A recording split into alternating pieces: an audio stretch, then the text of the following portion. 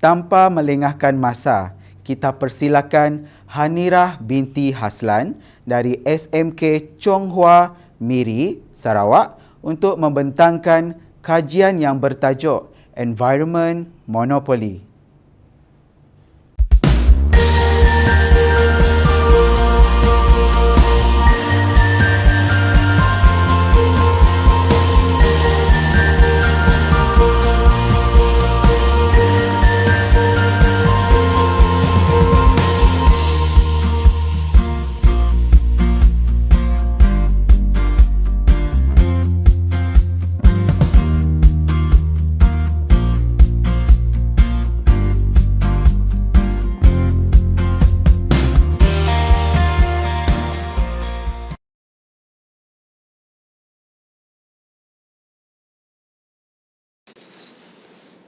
Salam sejahtera.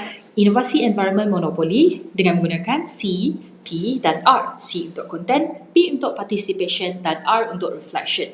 Baiklah, inovasi ini kita telah hasilkan setelah melihat kepada satu set data daripada International Public Opinion on Climate Change yang menyatakan bahawa kurangnya kesedaran rakyat Malaysia mengenai perubahan iklim. Namun sebelum kita menyelesaikan masalah dunia, baik kita pergi ke bilik darjah di mana kami telah menjalankan satu kajian dalam kalangan murid dan 85% bersetuju bahawa mereka tidak dapat mengaitkan apa yang mereka belajar dalam bilik darjah dalam kehidupan seharian dan 90% bersetuju mereka belajar sekadar untuk menduduki peperiksaan. Dan di kesempatan itu juga kami telah jalankan satu lagi kajian dalam kalangan guru. Mengapa pelajar tidak dapat memahami ataupun serta mengaplikasi ilmu yang mereka belajar disebabkan oleh 86.67% guru masih menggunakan kaedah konvensional dan 100% bersetuju bahawa mereka kekurangan bahan bantu mengajar. Oleh itu kami datang dengan satu inovasi ini yang bertemakan gamifikasi dalam PDPR. Okey, kita datang dengan Environment Monopoly. Apa yang saya maksudkan dengan C, P dan R ini adalah C, P dan R ini membantu para guru untuk melaksanakan inovasi Environment Monopoly dalam bilik darjah. Okey, di sini kita dapat lihat konten yang mana para guru hanya meluangkan 5 minit atau 10 minit masa untuk memperkenalkan ataupun mengajar sedikit tentang topik pembelajaran pada hari tersebut mengenai pemanasan global kepada pelajar dan seterusnya sepanjang 45 minit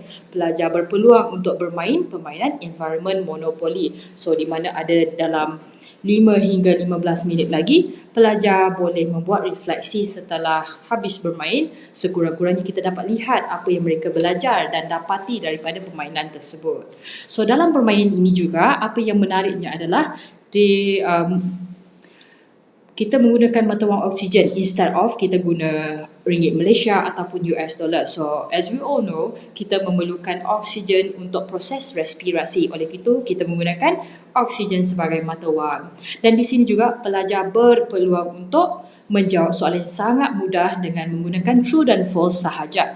Dan juga pada community chess di sini kita dapat lihat pelajar juga turut diperkenalkan dengan undang-undang alam sekitar. Dan juga pelajar berpeluang belajar tentang beberapa cara ataupun kaedah ataupun aktiviti bagi mengurangkan pemanasan global. Dan akhirnya pemenang yang boleh mendapat sebanyak pokok yang mungkin akan memenangi permainan ini. So di sini kita boleh didik dan pupuk nilai sayangi alam sekitar kepada anak murid kita. Okey, so ini di SKP yang terlibat. So melalui inovasi Environment Monopoly ini, pelajar dapat menyatakan konsep serta faktor dan aktiviti pemanasan global serta menjelaskan kesan dan langkah-langkah yang boleh dilaksanakan. Okey, selain daripada itu, kita punya inovasi Environment Monopoly ini juga selari dengan SDG 4, 13, 14 dan 15 di mana kita dapat lihat kita mengajar nilai-nilai alam sekitar, kesan, langkah dan aktiviti yang pelajar boleh lakukan bagi menangani masalah pemanasan global. So di sini objektif yang kita setkan untuk Environment Monopoly iaitu dengan mewujudkan ataupun menghasilkan inovasi ini, kita berharap kita dapat menghasilkan satu bahan bantu yang bersifat interaktif untuk para guru yang kekurangan bahan mengajar. Dan di situ juga kita berharap dapat meningkatkan tahap penguasaan murid untuk topik pemanasan global. Bercakap mengenai impak, di sini kita dapat lihat dari segi masa, di mana masa untuk mengajar itu dapat dikurangkan sehingga 83.33%, yang mana biasanya untuk di SKP kita akan lihat guru memerlukan masa 2 hingga 3 minggu untuk menghabiskan satu topik, namun dengan adanya inovasi ini kita hanya menggunakan 2 waktu, iaitu bersamaan dengan 1 jam sahaja. Dan untuk penghasilan pula, kita hanya memerlukan RM22 sahaja, di mana kalau dibandingkan dengan monopoli di pasaran, kita boleh jimat sehingga 91.3%. Baiklah, untuk impak dan keputusan tinjauan pra dan pasca, di sini kita telah jalankan satu kajian tinjauan dalam bentuk soalan seperti ini. So, di sini kita dapat lihat terdapat peningkatan sebelum dan selepas kita melaksanakan inovasi ini kepada murid kita. Contohnya kita lihat di sini. So, untuk soalan pernyataan yang pertama ini, pernyataan I can clearly state the meaning of climate change. Sebelum kita melaksanakan inovasi ini dalam kalangan pelajar, rata-rata pelajar belum dapat menjelaskan ataupun menerangkan sedikit tentang maksud perubahan cuaca. Namun setelah mereka bermain game ini, mereka dapat clearly state the meaning of climate change, boleh menjelaskan dengan lebih baik mengenai tentang perubahan iklim. Dan di sini juga mereka boleh menyatakan kesan, apakah kesan bila berlakunya perubahan iklim. Dan di sini juga mereka dapat mencadangkan beberapa langkah seperti yang kita nampak tadi pada community chest. Mereka telah belajar kalau kurangkan plastik, boleh tolong alam sekitar kurangkan pemanasan global dan sebagainya.